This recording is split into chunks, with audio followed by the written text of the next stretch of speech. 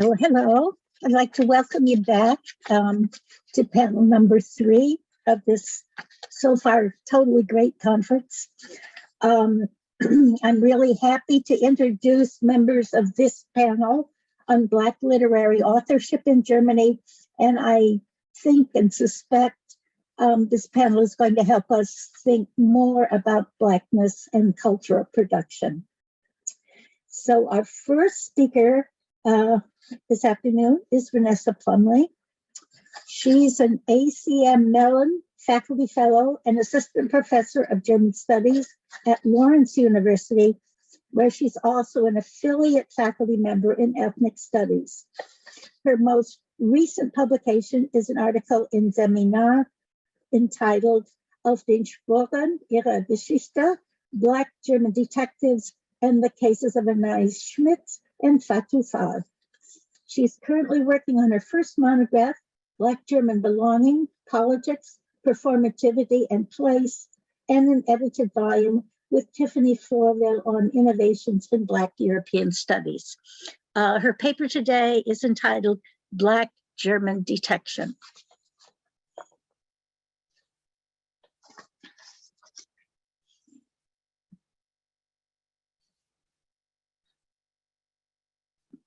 Okay, so before I get started, I asked Rosemary if I could just make a brief announcement.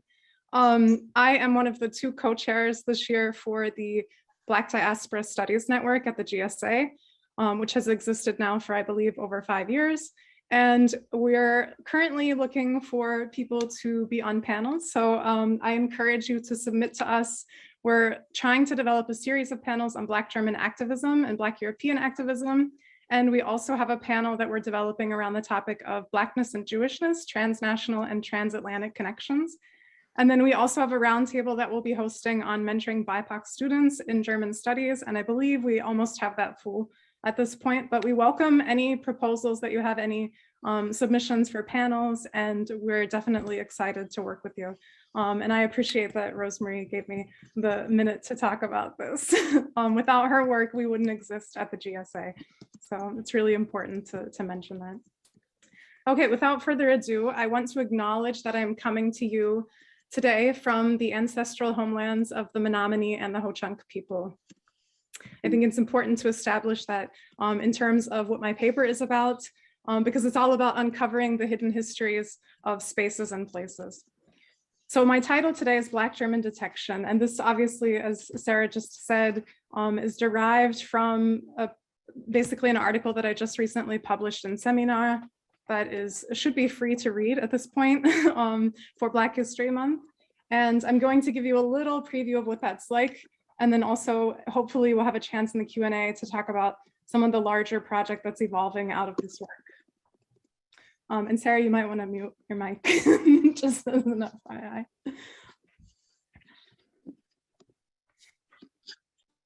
All right, awesome. Following traces, gathering clues, searching for hidden or buried documentation, and collating and investigating racist acts and crimes, detective work that documents the presence of Black Germans and the collective crime of anti-Black racism is and has always been a part of Black German identity making, community knowledge building, and active resistance. Much of the work of verifying Black Germans' historical presence in Germany is akin to searching for a sign in the imagined void, an effort to uncover the whitewashed remnants of their existence. Black Germans use found, archival, and empirical evidence to record and narrate the lived realities of their diasporic past and to expose the historical embeddedness of racism and racist structures enduring well into the present in order to enact resistance. The most recent manifestation of this individual and collective resistance is witnessed in the 2020 Afro census that Black Germans conducted. This effort gathered data and statistics as well as other information on the lives and experiences of Black German participants in Germany. One of the organizers, Joshua Kwesi Akins, who is both a political scientist and an advocate for human rights, is quoted describing this effort as follows. It's important that no forms of racism or groups of victims are hidden from official statistics. To advocate for social change requires data as evidence. and that's my added emphasis. Due to the collective genocidal crimes of Germany's 20th century history, the government is prevented from compiling statistics on racialized groups. And we heard a lot about this in Robbie's talk. I think there are a lot of connections to the previous panel on colonialism here. Black Germans, therefore, are taking this matter into their own hands. In doing so, they seek to promote and institute policy changes in Germany that are derived from the aggregate data. This is just one example of how Black German detection is embedded in the everyday, real lives of Black people in Germany. Black Germans are understood as a threat to whiteness and white power. In everyday life, they employ their collectively and individually accumulated knowledge to crack the codes of systemic racism they confront in interactions with structural forms of power, ones in which they are scrutinized, targeted, policed, read as suspicious, deviant, or even potential criminals, purely as a result of their skin color. And this, I think, ties into the talk that we just had as well. And so I really like that this is all coming together. To this end, Kavina King's work has highlighted institutional procedures from racial profiling and inspections of identity to state surveillance operations, while also calling for resistance to these measures and promoting the ongoing activism around this in the Black German community. Moreover, the work of documenting collective and individual crimes of anti-Black racism is long-standing in Black communities. As Black German scholar Maisha Alma affirms, quote, "Schwarze Menschen haben Weiße immer ganz genau, wenn auch unauffällig, observiert, taxiert und analysiert." Alma describes Black Germans and Black subjects more broadly as if they are spies who necessarily work undercover, so as not to trigger panic in their white subjects of study. Not only are Black Germans what might be considered real-life, private, and public eyes, they are also witnesses to racist crimes against humanity, as Elisa Hasters stated in a podcast for Zeit Online. Quote, "Das größte Verbrechen der Menschheitsgeschichte ist meines Erachtens weiße Vorherrschaft." The crime she refers to here is a recurring one, a larger structural pattern, one that cannot be used in a court of law as evidence that Eddie Bruce Jones notes in legal context as, quote, "relevant to the incident," because it is not a criminal act performed only once. Still, the various types of detective work that Black individuals and communities undertake enable them to collect evidence and knowledge and disseminate tactics for resistance. In the process, they expose whiteness as a gaze, as a discursive construct, and as a hegemonic power force with a racializing and violent impact. It is via the act of decoding and recoding that Black Germans transmit acquired archival knowledge across generations. Alma writes, Zitat, "Subalterne schwarze Subjekte beobachteten Abläufe in weißen Zusammenhängen. Sie lernten es, weiße Kommentare zu entziffern. Sie beobachteten weiße Individuen und weiße Kollektive eingehend. Sie sammelten somit auch, also nicht nur Dateien oder Daten, sondern auch Detailwissen.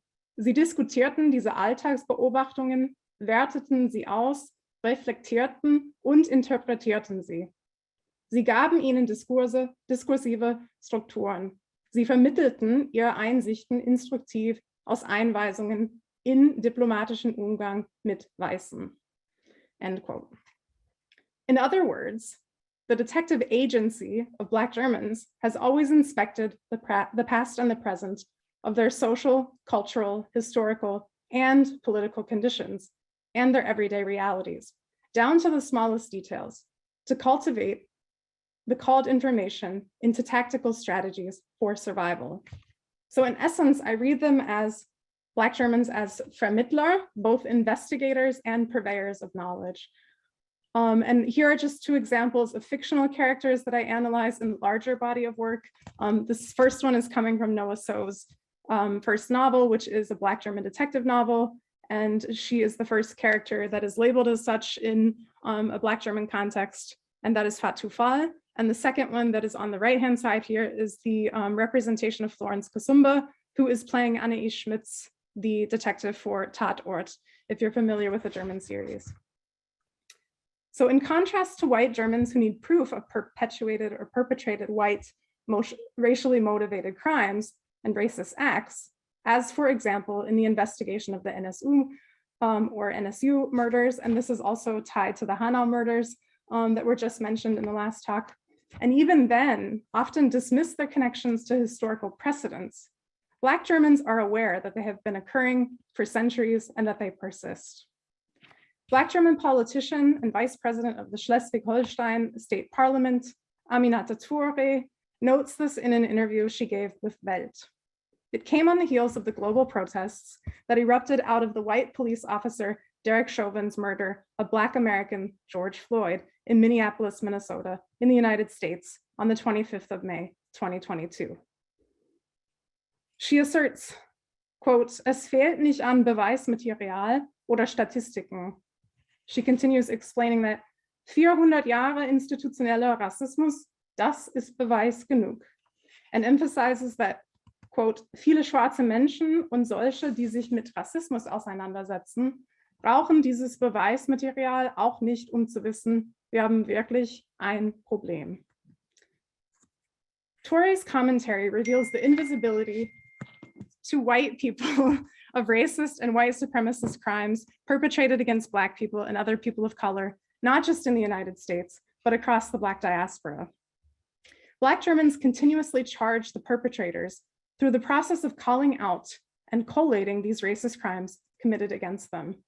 So essentially, sie klagen an, or they sort of like report this and document it and take it to the mainstream. Touré, like Hastars, exposes how racism is not a closed case, or what Noah So refers to as an Einzelfall, an isolated incidence, but rather a repeated and still open one. Geschichte thus reveals its structural Schichten. So I'm playing here with this idea of history and stories and how the two are interconnected and how they produce this larger national narrative, but then obviously also a global narrative. And that global narrative is tied to questions of juridical processes and obviously questions of justice. So in this way, the personal is witnessed as political and the individual is interwoven into the collective, each inflecting the other. Ayim went in search of traces of Black German history in the 1980s in Germany. Ayim wrote her master's thesis on the historical presence and experiences of Black Germans and the African diaspora in Germany. It is not shocking that, as she recounts in Maria Binder's documentary film, Hope in My Heart, or Hoffnung im Herz, that her thesis advisor told her in Munich in 1984 that there was no research to be conducted on the history of racism in Germany. With this incident, we witness the structural Schichten or layers of racism, historical and contemporary. In spite of this, Ayim persisted. Her work later became the foundation of the collaborative volume, the collaborative volume, Farbe bekennen Afrodeutsche Frauen auf den Spuren ihrer Geschichte. And this was published in 1986 and translated into English as Showing Our Colors, Afro-German Women Speak Out. The publication served as an unfinished record of the long-standing existence of Germany's Black diaspora, documenting it for the first time. It also conveyed personal accounts of racism that Afro-Germans encounter and encountered to a broader audience. And it weaves the traces of the past together with the present and pieces together a meta-narrative that does not overlook the details and heterogeneity of individual experience. And I think this speaks to the first talk that we had as well, that Blackness obviously cannot be essentialized in the European context or in Germany proper. So curiously, the translated English subtitle here of Farbe bekennen misses the connection between these traces and footprints. And here I see a connection to Heidi's talk about Audre Lorde and the footsteps that she is following. So the Spuren here in the German title that we have is not rendered in the English title. Nevertheless, it foregrounds the agency of Black German women in the act of speaking out, including Katharina Ogenteuer and Maya Ayim, among others, all of whom contributed to this polyphonic volume. It also misses this double meaning of the word bekennen. Its usage translates to showing one's true colors in the combined words Farbe bekennen, but it could also mean admitting to or professing something, or even to pleading guilty. Here, they profess their Blackness, which they understood discursively, marks them as guilty rather than innocent. In the white German imaginary, as noted already, Blackness is deviant. In the introduction to Farbe bekennen, Ayim details that the objective of the book was, quote, uns auf die Suche nach unserer Geschichte zu begeben und schließlich, was mit diesem Buch geschieht, an die Öffentlichkeit zu gehen. So their sleuthing was therefore a form of excavating their history. On the one hand, the idea was to make themselves and past Afro-diasporic individuals visible and to force their recognition in German society through the act of inscribing themselves into the nation, the German nation. On the other hand, the goal was to piece together the crime scene of Germany that conveniently concealed its own white supremacist criminal track record of colonialism and genocide, as well as its post-colonial residues to date. So I'm going to conclude now, and I look forward to your questions. Though the perpetrators are no doubt known, the extent of the crimes remains under-investigated and under investigation. Black German detection is the act of uncovering intentionally hidden truths and disseminating the whole truth. I've only given a few examples today, but like I said in my published article and in this longer project, I provide many other examples that I can talk about in the Q&A. It is a movement, Black German detection is a movement toward transformative justice that seeks to set the record straight. And it does so by interfering in the structures of silencing and erasure and the persisting Rassismus Amnesie in Germany and Europe, to borrow Fatima El Tayeb's term, that perpetuates anti-Blackness and violence in the present. Black German detection is a testimony. It commands our attention, it seeks accountability, and ultimately change. Thank you.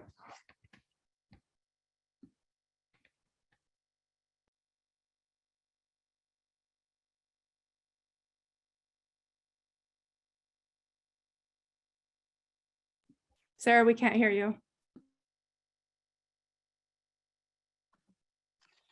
All right. Our next speaker is Andrea Don Bryant.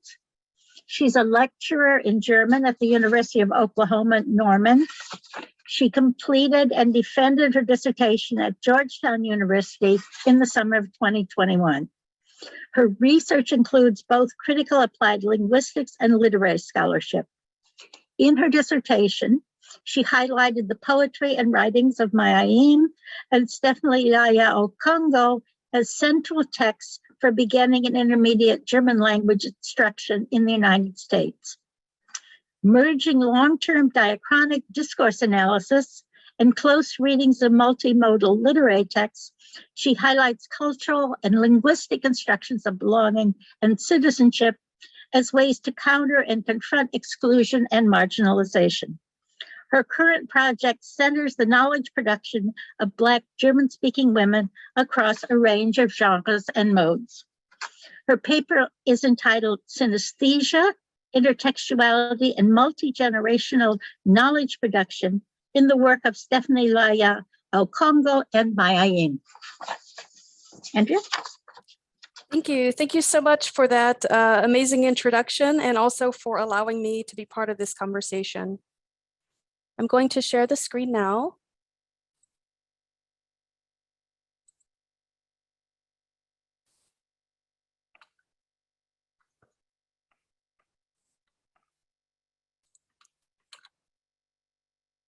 Okay, so the title of my talk, as Professor Lennox has already said, is Synaesthesia, Intertextuality, and Multigenerational Knowledge Production in the work of Stefanie-Lahya, Ocongo, and Ayim, and in the tradition of the BGHRA's conference presentations, I've slightly altered my title to put Ayim first.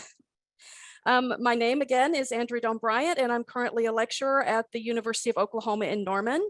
And I also find it extremely crucial to recognize and explicitly confront the fact that I'm currently based on a university that is established on the traditional homelands of the Caddo Nation, as well as the Wichita and affiliated Caddo tribes.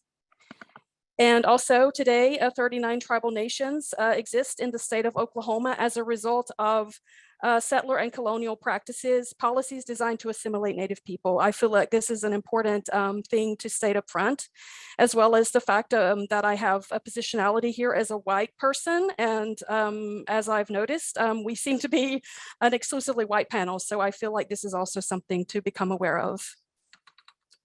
So I'm going to begin by talking about what I'm calling two public intellectuals. That is the work of my Ayim and Stefanie-Lahya Ocongo already. Professor Plumley and some other panelists earlier today have already highlighted my Ayim as a very pivotal figure in the Afro-German movement. And of course, this is also a person who is a public intellectual. At the same time, there is a contemporary whose name is Stefanie-Lahya Ocongo, who I'm also recognizing as a public intellectual. Aukongo was born in East Berlin and is a writer, artist, and social activist in Berlin, and has written an autobiography and also regularly writes poetry as well as spoken word poems. And she is a public intellectual. So when I talk about public intellectuals, I'm actually scaffolding off the work of a scholar whom I completely admire, Dr. Florville, who has written in her book, Mobilizing Black Germany, that quotidian intellectuals, this phrase refers to ordinary Black German women and men who thought, theorized, wrote, performed, and circulated their ideas and knowledge textually, visually, or orally through publications, workshops, conferences, presentations, and other artistic forms in the public sphere. Indeed, these people opened other sites for knowledge production and circulation, and they also deploy diverse intellectual traditions, and these acts are also epistemic interventions that recover silence narratives that allow Black Germans to enter the public sphere. Black German quotidian intellectuals work in and against dominant discourses and redefine who is understood to be an intellectual and also what intellectual work looks like. So I'm also talking a bit about, in the first part of my presentation, I'm going to highlight the first part of that quote, and I'm going to be exploring how these formations and circulation of textual, visual, and oral expression contributes to the Black German movement. To that end, I will highlight these two quotidian intellectuals, Ayim and Aukongo, and their engagement with the public sphere. And I will additionally explore how these varying modalities open sites for knowledge production and circulation. Towards the end of the talk, I will also consider how these acts of knowledge production are also epistemic interventions. So you can see here that I've chosen poetry as my medium, and that's because there are many genres and many different mediums, yet within the one medium of poetry, one can see, especially nowadays, these three aspects that Dr. Florville has mentioned: textual written, visual, and oral audio modalities as they interact and construct knowledge. It's crucial to realize that for both Ayim and Aukongo, these variegated modalities contribute to the co-construction of knowledge. And within their poetry, one also finds the use of all of these as they interact with sites of knowledge production. For example, it's already mentioned today, Ayim's poetry performances encompass a very strong oral and audio discursive element, and there's also a very strong visual element that one can see in the written works as well. And Aukongo's multimodal poetry, as well as spoken word performances, do the same thing. So both of these artists engage in these three sites of knowledge production: the textual, written, oral, and audio, and visual. So I'm also thinking about these types of modalities as ways that open up different sites of knowledge production. And I've identified these as synaesthesia, intertextuality, and multigenerationality. So synaesthesia is really when one tends to evoke one sense of impressions of the body through conjuring up or referring to another. And I've done this deliberately because actually a lot of the psychological literature tends to refer to this as some type of mental illness, yet I am saying that through doing this, it's not a confirmation of mental illness. Instead, it is a reiteration of how the mixing of modalities can contribute to knowledge production. So for Aukongo, for example, in a lot of the works, we will hear mention of hearing colors.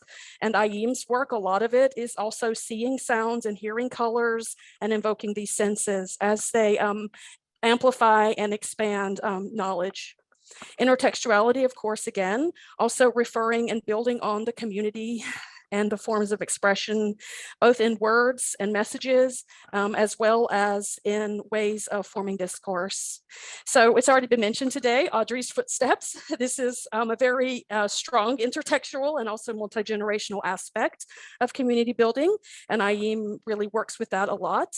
And Aukongo's work also mentions a lot of times Ayim's work as well as Lord's work. So one can see the intertextuality as well, in addition to the multi-generational and generative formations of communities. So these are the three sites of knowledge production. And I'm going to just work now a little bit with the first one, synesthesia. Again, this is maybe could be referred to as the maximum modalities, or also the experiencing one type of sensory impression of the body through evoking another.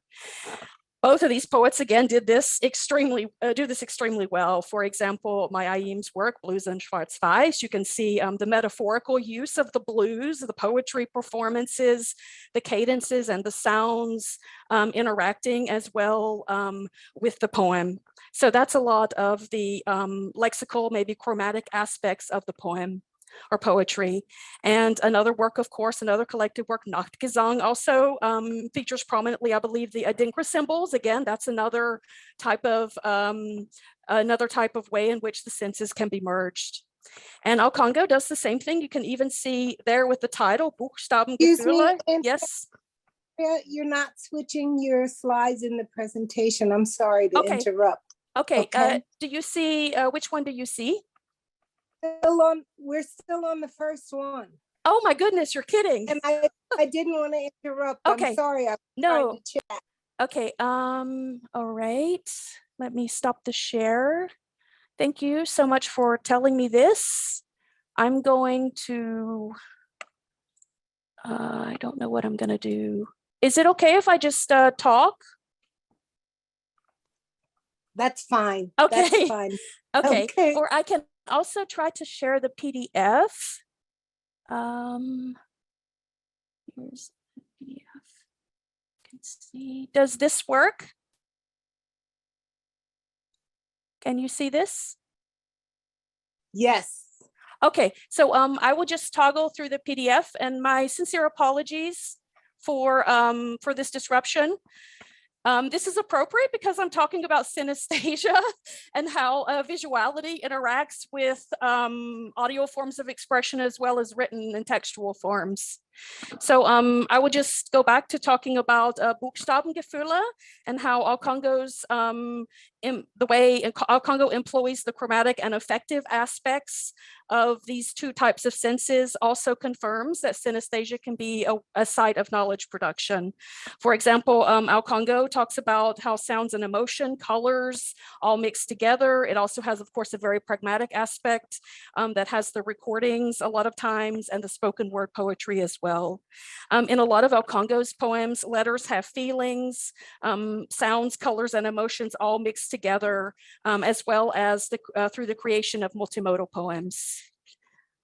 And this brings me now to what I'm calling the second site of knowledge production, which is intertextuality. And again, I think this fits very well into the theme of the conference.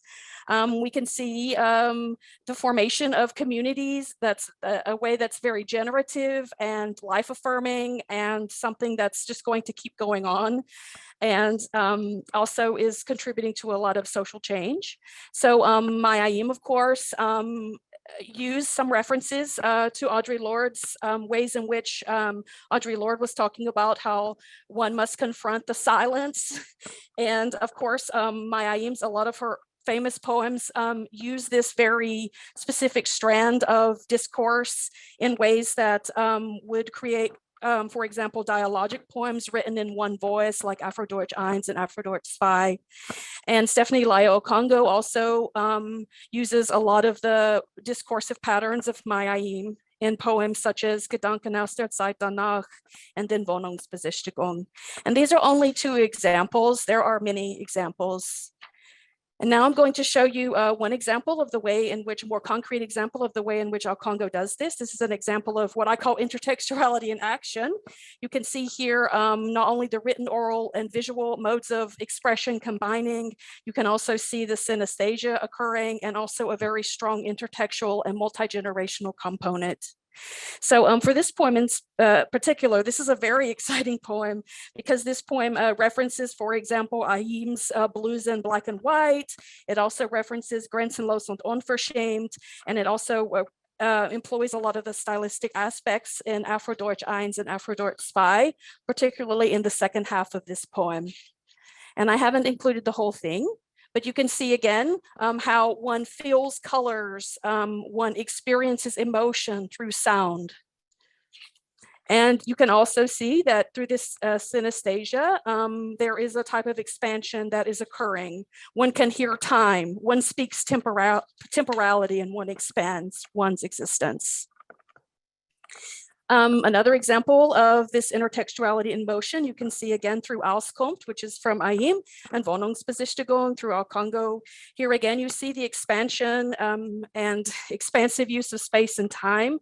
You can feel the spatial locations. You can see how one can reside in this existence, maybe through a color, or maybe through a space, or maybe through a spatiotemporal location.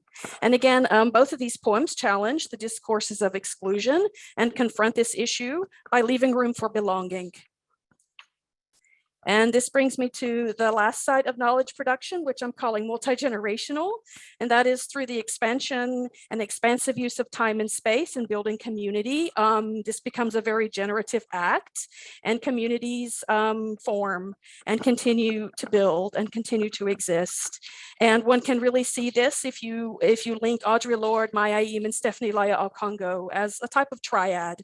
There are many other triads. For example, Aukongo also mentions the work of Tracy Chapman, and Ayim mentions the work of others. However, this is just one example. And this brings me to the last part, where I'm thinking about quotidian intellectualism as not only a way in which one can write, perform, and circulate one's ideas and knowledge textually, visually, or orally, but also quotidian intellectualism itself as an epistic intervention that recovers again the silence narratives and that allows Black Germans to enter the public sphere, and also one that works in and against the dominant discourses in ways that redefine who is understood as belonging. This is very prominent throughout many of the works, and you can see the knowledge production and circulation continuing through these interventions. For example, Aukongo is not only a poet, is also a social activist and also builds community in a lot of the same ways that Ayim's work engaged the public and helped build community. And I just want to end with this one more prominent example of how intertextuality, synaesthesia, and multi-generationality can combine as sites of knowledge production. This is through, again, Buchstabengefühle by Aukongo. And this is a poem, a sound poem, that engages with these works by employing Dein Schweigen schützt dich nicht in a very audio way. And I'm going to stop the share now. I'm not sure if I have time to play it. It's 30 seconds. Okay, so I will share the sound.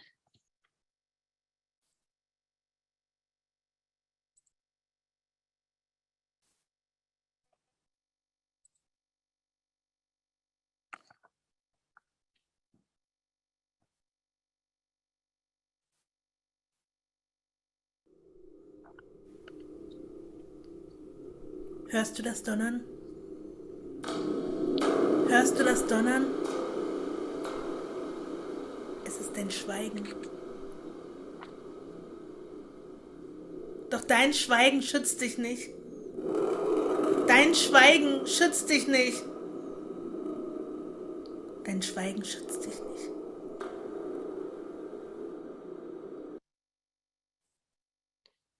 Okay, you can access a whole track of this through the same way. Thank you very much.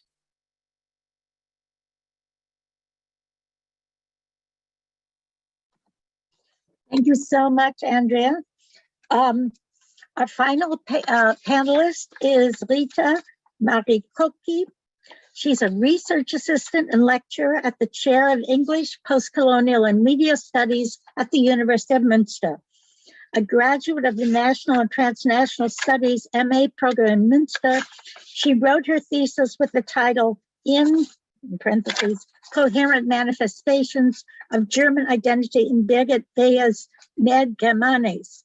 The thesis project crafts a transnational and post-colonial framework from which to explore representations of Germanists in the graphic novel published in 2016, a text which recovers and narrates the histories of contract workers brought from Mozambique to the GDR in the 1970s and 80s.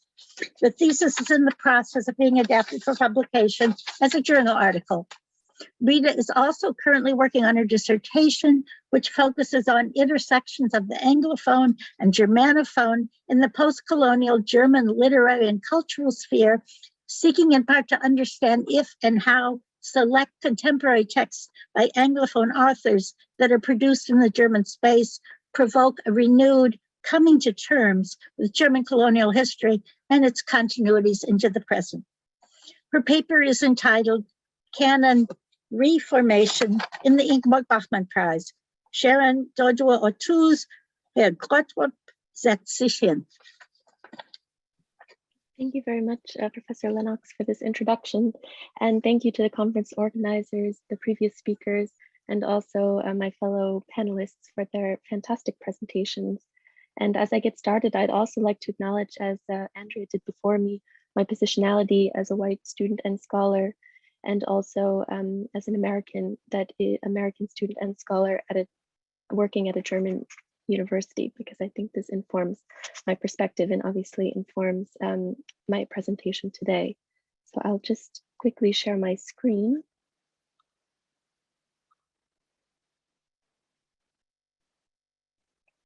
Okay, great. The topic of my presentation today is Canon formation or reformation through the Ingeborg-Bachmann-Prize. I would like to look specifically at Sharon Dodua Otoo's 2016 Bachmann Prize win and her winning story, Herr, setzt sich, in order to explore and discuss whether and how the text and the act and process of awarding it the prestigious Bachmann Prize challenges notions of the German language literary canon. And these interests are inspired by and adjacent to my dissertation project, which seeks to explore texts of Anglophone authors produced in the German literary sphere and cultural space within larger frameworks of post-colonialism and transnational memory. And in pursuing these research interests, I've become in some way sidetracked by the fascinating phenomenon that is the Ingeborg-Bachmann Prize, and I've begun to try to sort and understand its role and impact in the German literary canon. Otoo's prize-winning story is particularly interesting to discuss, not only because it marks a very public shift in her engagement with German as a literary language, as she had previously published work primarily in English, but also because it is the first text by a Black author to win the Bachmann Prize competition. Yet, as Brittany Louise Hazelwood, the editor of the English language translations of this story, aptly remarks, the media coverage in Germany and abroad made little to no mention of this fact.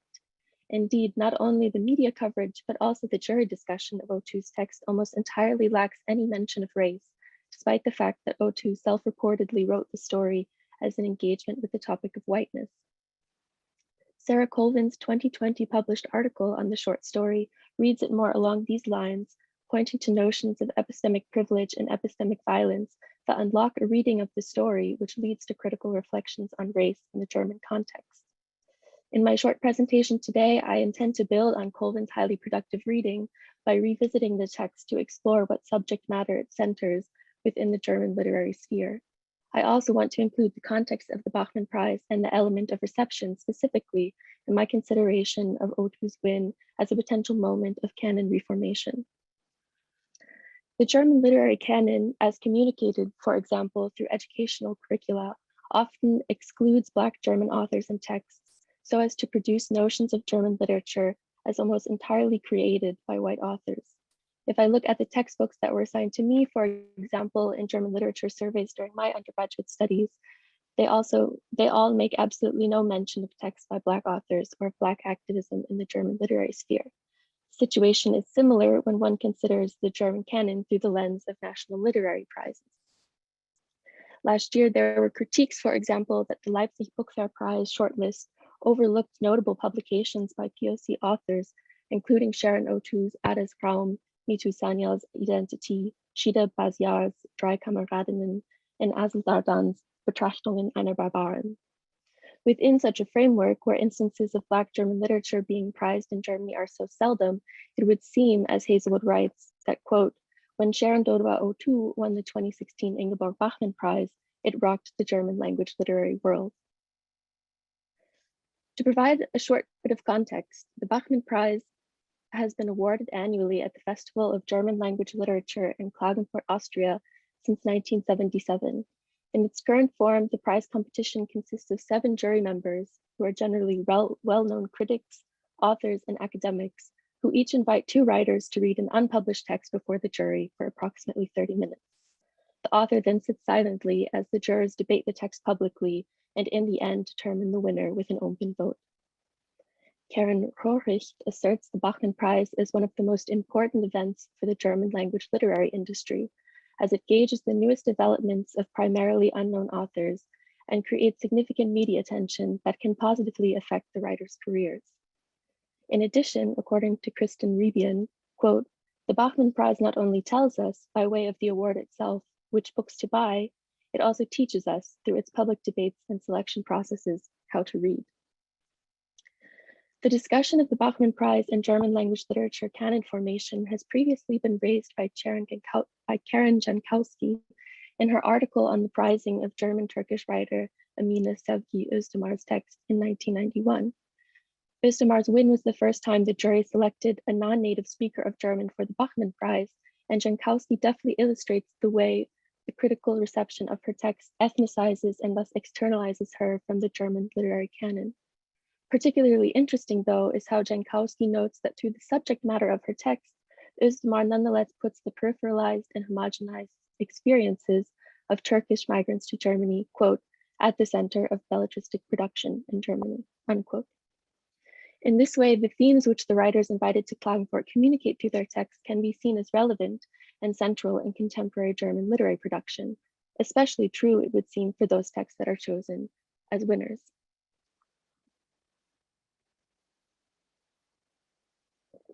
At this point, I would like to turn to Otoo's text itself and ask the question of what themes and narratives it makes relevant to German literature through its storytelling.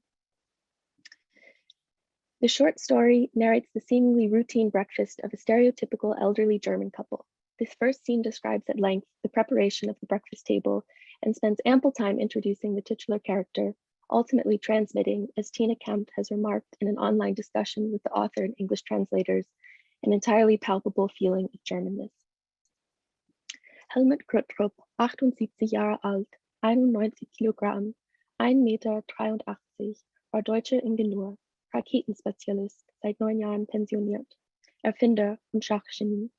Er freute sich über die Pünktlichkeit der Regionalbahn, die schattigen Stellen in seinem Schrebergarten während des Hochsommers und die kleine verlässliche Flasche Unterberg am Ende des Tages.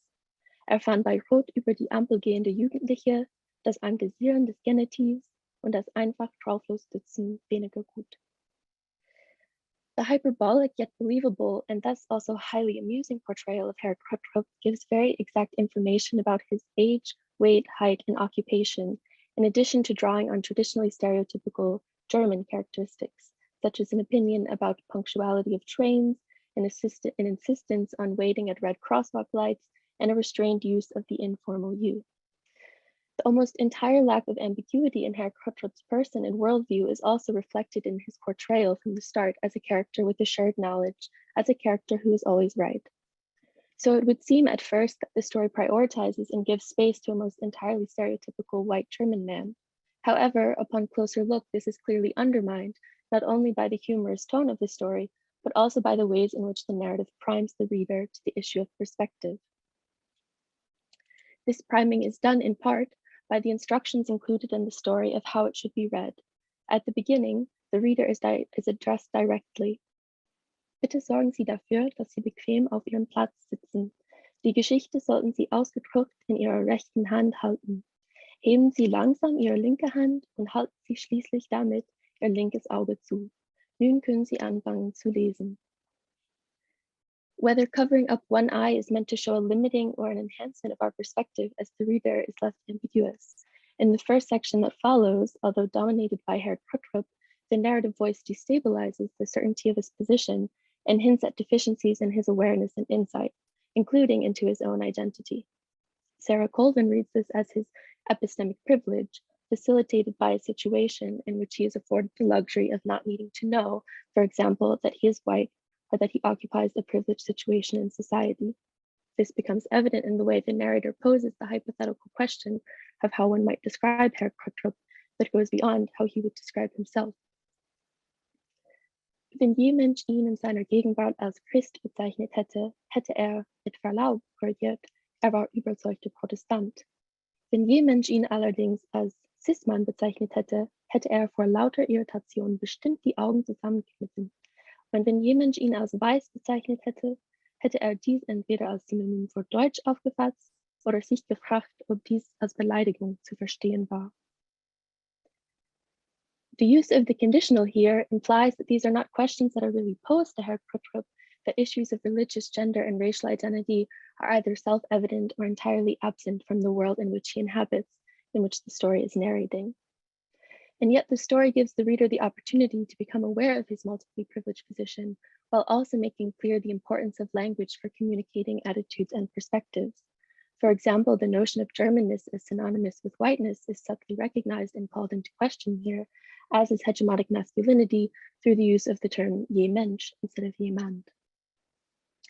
The major conflict of the story occurs when Herr Göttrup's soft-boiled egg that he eats every morning for breakfast refuses of its own accord to fully cook, splatters his tie, and thus ruins the morning. The inane climactic moment reads, Das Ei war noch weich. Wie könnte das nur sein? And the knowing position of Herr Göttrup reaches its limit when he is unable to fathom why the egg would not be properly cooked after the exact right amount of time on the stove, and thus the egg itself begins to narrate. After having received the instructions to uncover our left eye and cover our right, we see the story is no longer controlled by Herr Göttrup's revealed to be very limited perspective, and we become aware of Ada, introduced as the woman who cleans very early in the morning on Mondays and Thursdays at the Göttrups, so early in fact that Herr Göttrup is not aware of her existence.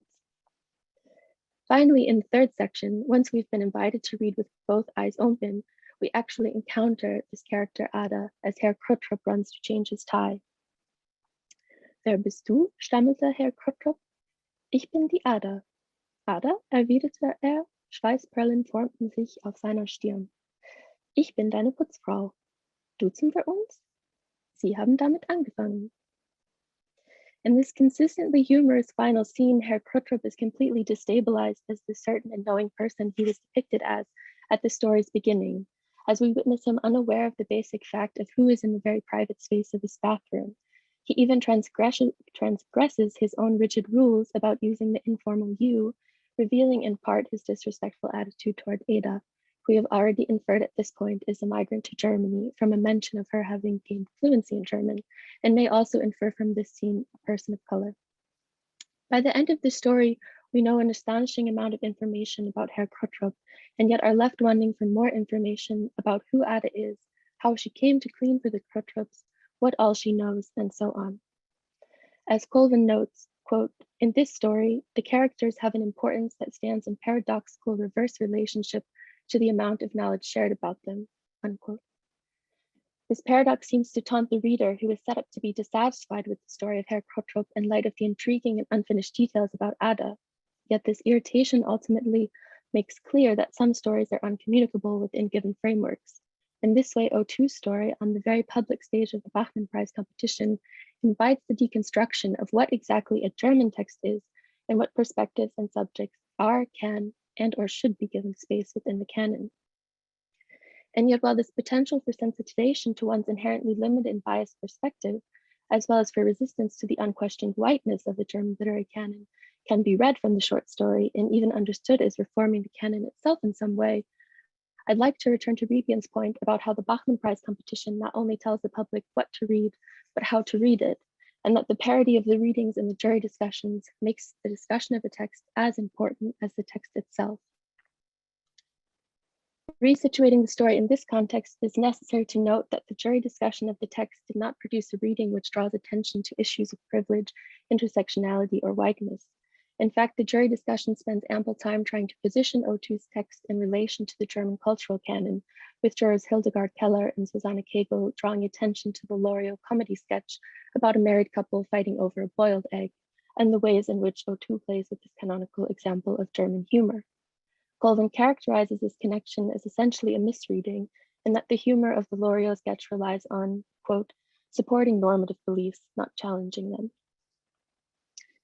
In addition to this framing of the text, no juror made mention of Otoo's positionality as a Black author or of the themes of whiteness, migration, colonialism, and exclusionary notions of Germanness that are to be found in the story.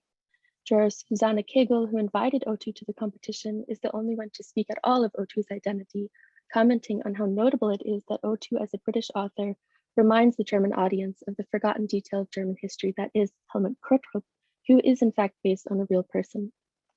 In this way, Kegel almost seems to place Otoo outside the notion of Germanness, attributing the reflections of this text to those as of an outsider looking in. In this light, one could perhaps characterize the readings produced by the jury as refusing to acknowledge race. Fatima El-Tayeb has written powerfully about the insistence of not perceiving race in the German context, stating, Europe continues to imagine itself as a colorblind continent in which difference is marked along lines of nationality, and ethnicized others are routinely ascribed a position outside the nation, allowing the permanent externalization and thus silencing of a debate on the legacy of racism and colonialism. Insofar as the topic of whiteness remains as invisible and unknown to the critics as it is to Herr Göttrup, the jury discussion ultimately highlights the ways in which mechanisms of othering and exclusion that have contributed to the overwhelming whiteness of the perceived German literary canon are still well at work, despite the prize having been awarded to a Black author for the first time. In this way, my reading advances a need for exploring more carefully how texts and writers entering the German canon by way of the Bachmann Prize are placed within this canon, and also emphasizes the ways in which discourses of post-colonialism, race, critical whiteness, privilege, and intersectionality, among many others, need to be part of how German language literature is read, critiqued, and prized in cultural institutions, such as the Bachmann Prize competition, where they are currently conspicuously absent. In conclusion, I hope these initial wonderings about the role of the Bachmann Prize in the German literary canon, being perceived as predominantly white, and the mechanics by which Black German writing is situated and consumed in such culturally hegemonic spaces have productively contributed to the panel and also to the discussion that will follow. Thank you very much for your attention.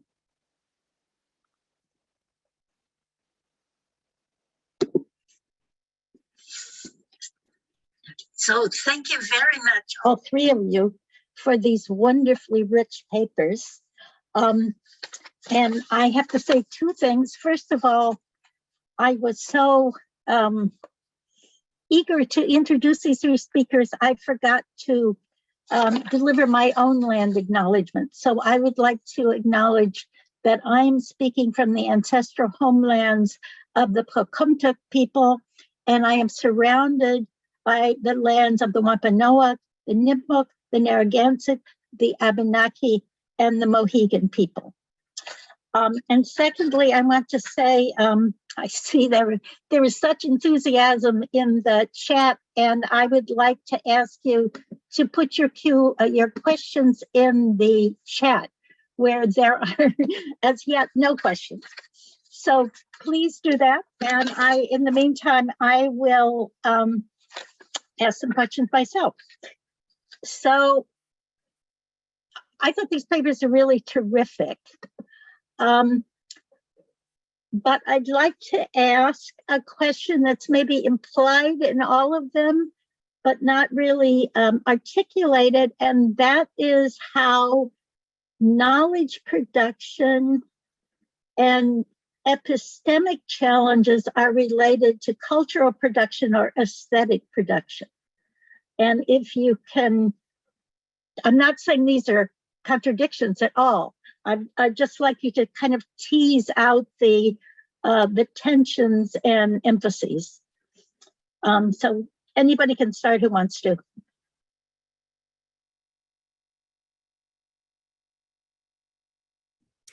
Okay, I guess I'll go. I would say that cultural production shapes, obviously, discourses. I mean, you can read it in both ways. I think it's multi-directional. It's not just one directional or unidirectional. So I guess that when I'm looking at something like Noah So's Black German Krimi, her crime novel, then I see it as an intervention in obviously the discourses on race in relation to criminality. I see it as an intervention in context of belonging in relation to like how she's thematizing pretty much every type of exclusionary mechanism and form of discrimination in German society. And so I guess I would say that in that act of producing the work, the cultural piece, knowledge is disseminated. And it doesn't have to be something that is perceived as like, I think we tend to focus, especially in conferences and as academics, many of us here today are academics, we tend to focus on that particular space as the site or source of knowledge, instead of looking in, again, lateral directions or opposite directions or in multi-directions. And I think that we can start to build a more cohesive narrative. I guess what I'm trying to argue is that looking to the whole truth means also looking beyond, obviously, the spaces we construct as knowledgeable, right? And I think every Black German contributes to that in some way. Philip Kaba-Kupsel is an example that I'm thinking of right now, who really takes that charge and says, you know, why are we always looking to the institutions when Black Germans have the knowledge, and we're not listening to Black Germans? So I guess that's where I would say the interventions are coming.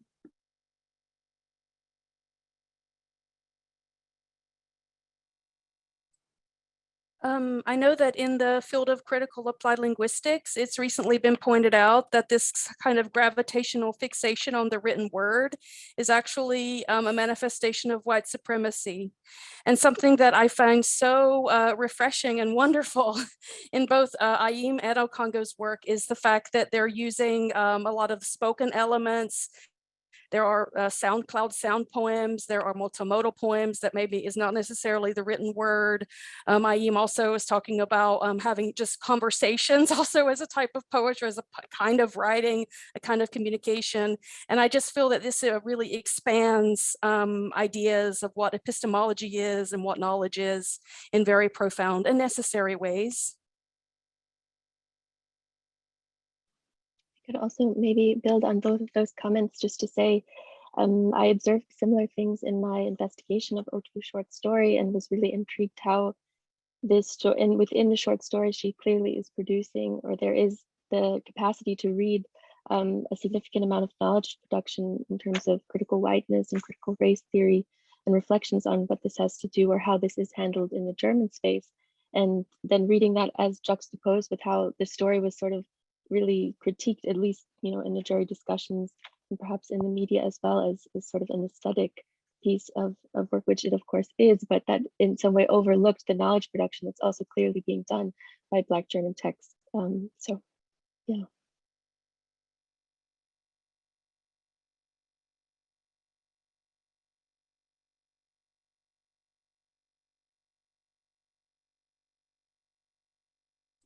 So sorry to not be able to hear you. You know, I was thinking the word of the year ought to be "you're muted," because it's said so often. But there's a really interesting comment in the chat that I think is important to read to you. This audience member says, I see that Professor Lennox has a copy of the 1619 project in full view and that all the speakers are American. As an African American, I wish that besides acknowledging location on unneeded indigenous land, folks would also acknowledge that we are all on land worked by enslaved Africans, without whose blood, tears, and sweat there would be no America. Thank you. Thank you for saying that. And that is indeed the thematic unity of the 1619 project. Here is a question in the Q&A, really interesting question. Is there any discussion of the intersection of disability and the Black experience in Germany? I've heard only mention of my Ayim having multiple sclerosis in passing, and only a hint of it, and how it felt to be in her own body in one of her poems, and later in a tribute by Linton Kwesi Johnson after her death. After spending most of my life in the San Francisco Bay Area, where there is a strong disability movement, a disability justice movement, though sadly still largely separate from other liberatory movements, my sense is that disability is even more separate from other movements elsewhere. Anybody like to respond to that?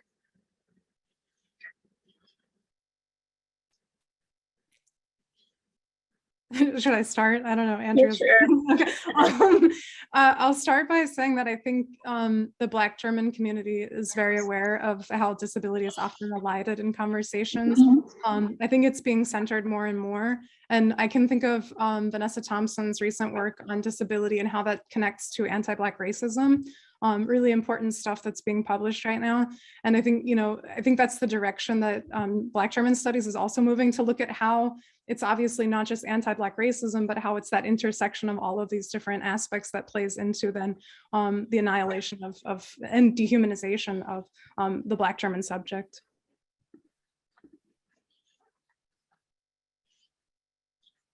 Rita, Andrea?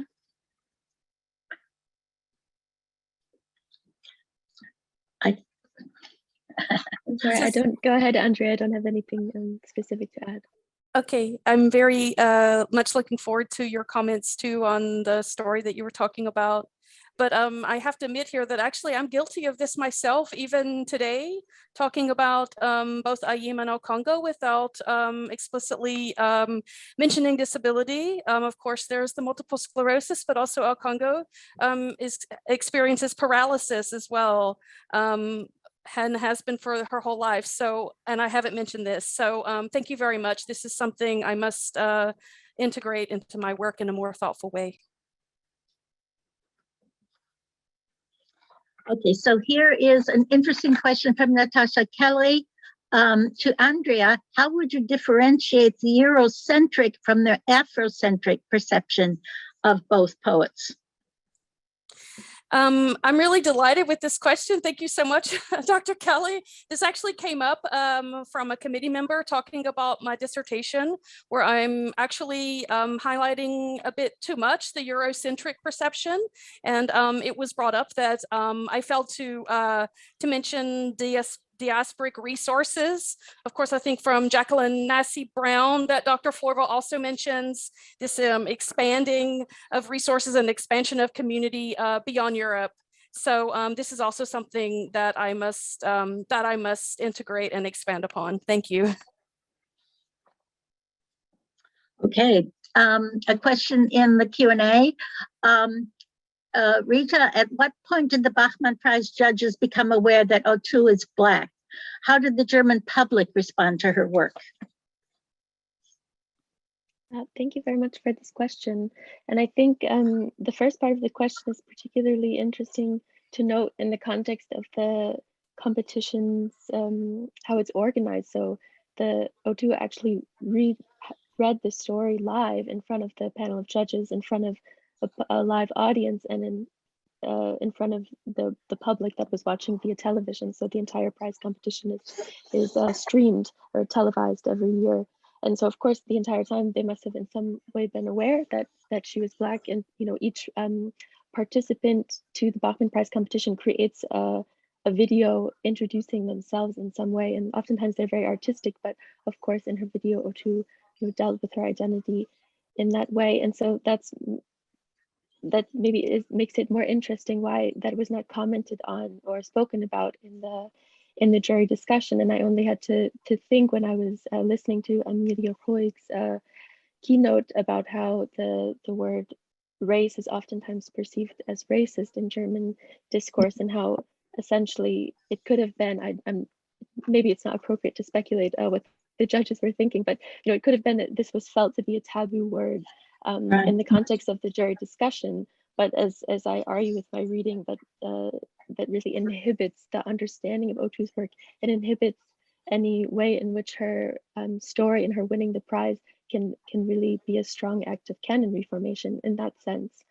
And as for the other question, the other part of the question about how it was received by the German public, I can't speak to all aspects of how it was received, but I'll just say one point that I found particularly interesting and was tipped off to by, as I mentioned, Brittany Hazelwood, the editor of the English translation volume of the story, that the German media and the press that responded to Otoo winning the prize, it was of course widely reported by all major newspapers, hardly made mention of the fact. So if I looked through these articles, and if any of them made mention of the fact to her identity as a Black British and Black German author, it was only in quoting her having self-identified, but they didn't discuss this any further or put it in their own words. And so I found that also to be a really key aspect of the reception. So there are no questions. More questions, but I'm going to ask some questions, and I encourage you to pose questions. But here's a question that I think connects this panel to an earlier panel, I hope. So both Andrea and Rita have worked on Africans in the GDR. And I'm wondering if you could talk about whether that's relevant for thinking about Black Germans today or for thinking about Black German writing today, and whether the GDR background is relevant for literary production.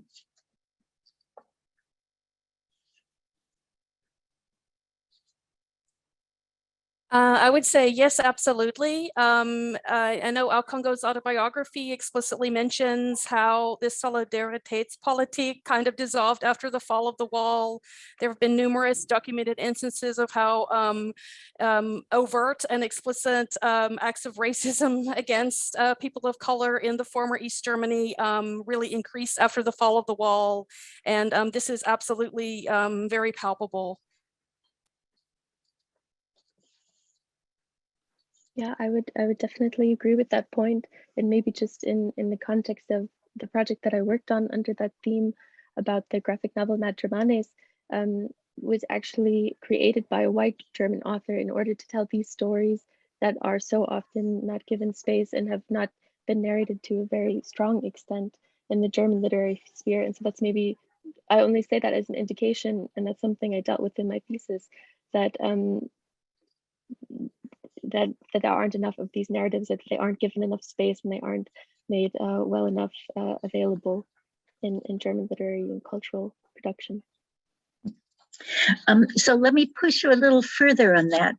Are there aesthetic connections to the East German background? It's starting from my Ayim, of course, the relevance of the Wende and that people of color were left out of it is very much foregrounded. But I'm wondering if, I have no idea what the answer would be to this, but I'm wondering whether a formation of coming from the East might mean writers think differently about cultural production. I'm really honored to have been able to discuss some of Ayim and Aukongo's work earlier this week with students at the University of Oklahoma and the very supportive faculty. And it was brought up that in a lot of the poetry that we were discussing, there's this explicit feeling of expansion of space. And I think it was Professor Schucher who had mentioned this. Interesting. There's this feeling of yesterday and today, and you can actually feel it not only in the words, but also a lot of times in the arrangement of lines. And in some of the poems, especially Aukongo's later work, she's actually got like spaces in between the words to show ways in which, in my perception, bodies are kind of traversing across this timeline. And I just felt like that was a very rich comment. And I think it shows really that there is an aesthetic element. Really interesting. Mhm. Rita? Any thoughts? I don't have any thoughts I can add at this time, but it's a really, really interesting question to think about. So thank you for that. Okay, so here's a spatial one. I'm going to give you one that has to do with chronology. I thought the term multigenerational is very rich and productive, and I'm wondering if Vanessa and Rita would think that that term is also relevant for their papers or for what they're thinking about. And if so, what does it mean that we're now looking at, literary production from the 1980s to the present? So actually several generations. Anybody want to jump in? I guess I'll speak to that first. I think it obviously goes back before 1980. And so we can think about Philip Kavakups's interventions in that discourse that, Black German cultural production begins at that time. And I think his pointed critique is that we don't tend to look backwards, and we need to in order to move forwards. Mm-hmm. And so I would argue that much of what this idea of Black German detection is that it's documentation. And so I think Anton Wilhelm Amo is a really great example of being a Black German detective and doing that Black German detective work. In his dissertation, I guess it's not really called a dissertation in German, but I can't think of the word right now. But anyway, he documents racism against Black people in Europe. And he's one of the first professors, if not the first professor, to actually teach in a European institution in Germany. And so his foundational text, and even whatever is happening before him, is making the case. It's building a case against the institution, against the structure of racism, to say it is embedded, it does exist, it is institutional, it is structural. And I think that each individual that contributes to this case work adds to that documentation, adds to that proof, adds to the evidence. And makes it really solid. It's impossible to dispute, right, at that point. And I think even the work that Ori Jalot initiative is doing, all of that is countering the state and the official idea of he committed suicide. He didn't, right? It's proven that he didn't. Right. So yeah, so that's what I would say. Yeah, I think the idea of looking backwards, when I try to put that lens on the topic of my presentation, it somehow becomes a little bit difficult because, of course, if you're looking at German literary prize culture, as I mentioned, going back, there are few instances of Black writing being prized and valued through that sort of hegemonic cultural institution. But I guess in that sense, it's also sort of an indication of this detective work that Vanessa is talking about that needs to be done, that is already being done, and that needs to be recognized actually in these hegemonically cultural spaces, including academic lenses that look at literary prize culture in Germany. So yeah, that's a really great point. Andrea? Thank you. I'm just so thrilled to have this dialogue and conversation, and I'm also remembering in the latter part of Dr. Forvel's work how it's mentioned that this community building is a very generative aspect of not only knowledge production but also existence that is expanding and is still continuing. So I'm very happy to also have seen that in the poetry that I've been reading. Great. So I've got you guys still have a chance to put questions in the Q&A, but I have one final question. So obviously quotidian intellectuals is also a very productive and generative term. And I'm wondering if all these writers could be termed quotidian intellectuals, or is that not correct, do artists have a certain kind of different status, or are they embedded in a larger quotidian collective?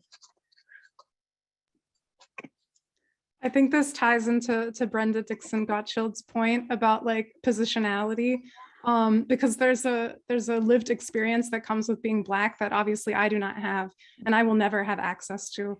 And that source of knowledge is something that I think every Black individual has, because they know what it is to experience racism. They know what it is to be Black in a society that is predominantly white.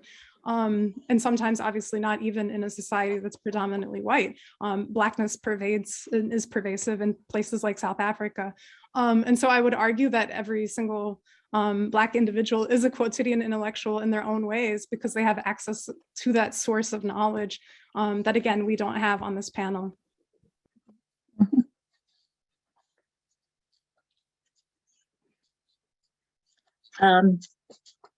Anyone else want to speak to that? Rita? Andrea?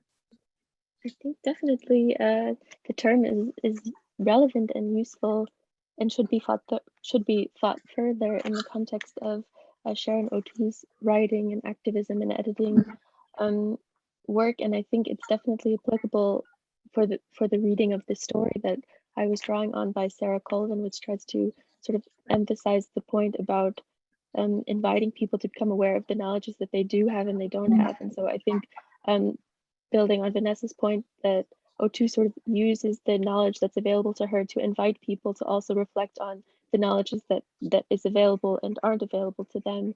And I think I would read that as an important part of her work.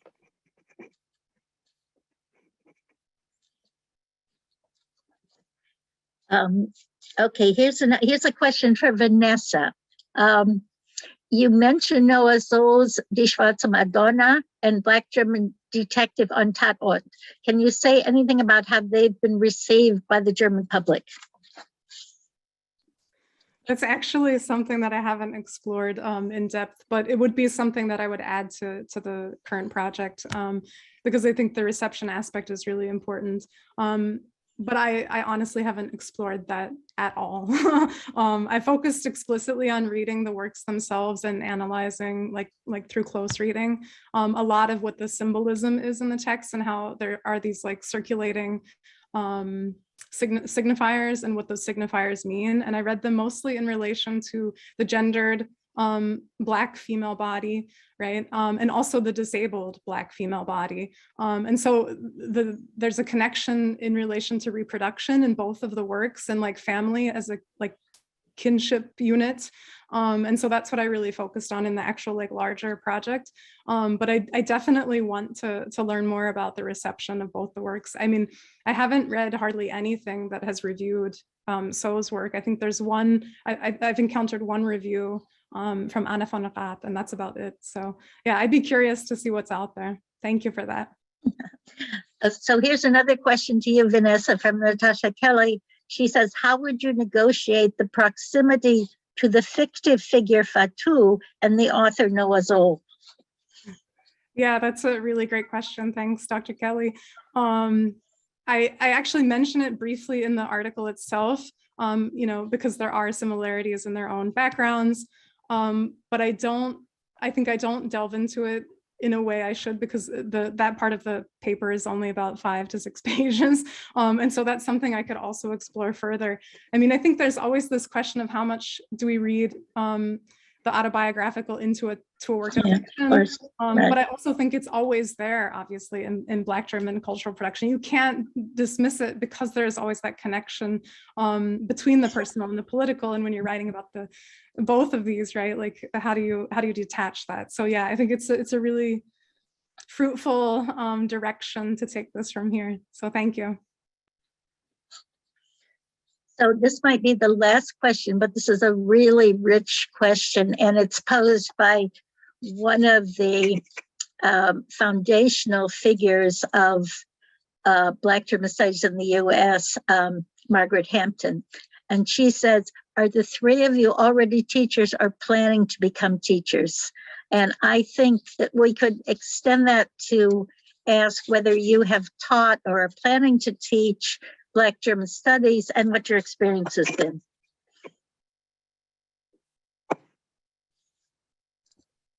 Yes, I'm teaching a Black Europe course in the spring, so that's in about 3 weeks, and I'm super excited because it's the first time I'll ever get to teach it. And I think, I've integrated it into every course I've ever taught, but it's only been, a unit or a couple of texts here and there, and I'm really excited to have it be the whole course itself. So yeah, and yes, I enjoy teaching, and I think the students love getting into this material.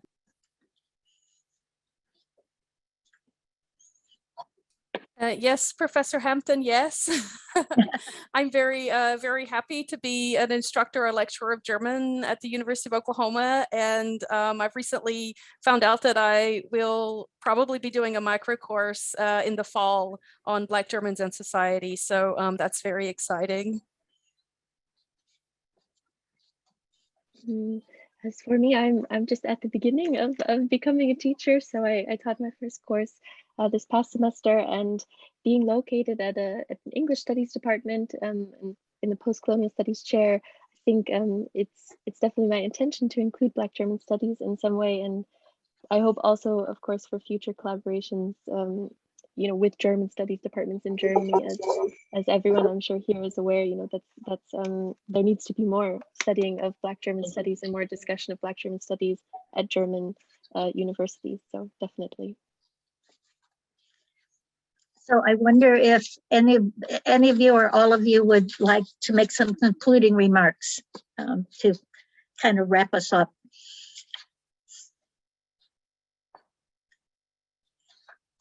Vanessa, you'd like to jump in? Oh man, thanks for putting me on the spot, Sarah. No, I just want to say thank you to everyone who's in the audience commenting, and I appreciate the feedback and the critique and criticism as well. I think it can only push us to be better in everything that we do.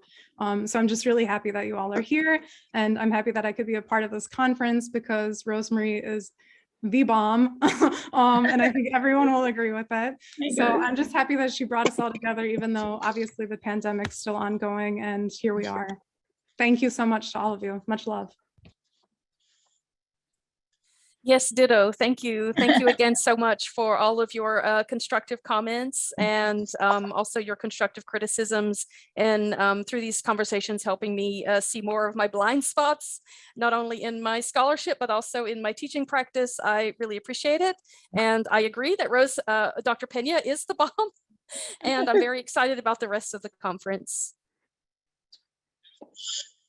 Yeah, thank you also from my side. I really enjoyed being in discussion with everyone here, and I'm really looking forward to the rest of the conference. So it's great that we have 3 more days still.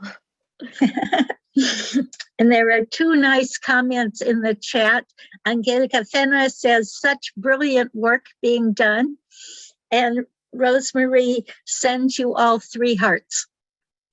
So thank you very much for these wonderful papers, and I'm looking forward to the next presentation. So bye-bye, everybody. Thanks, Bye-bye. Bye.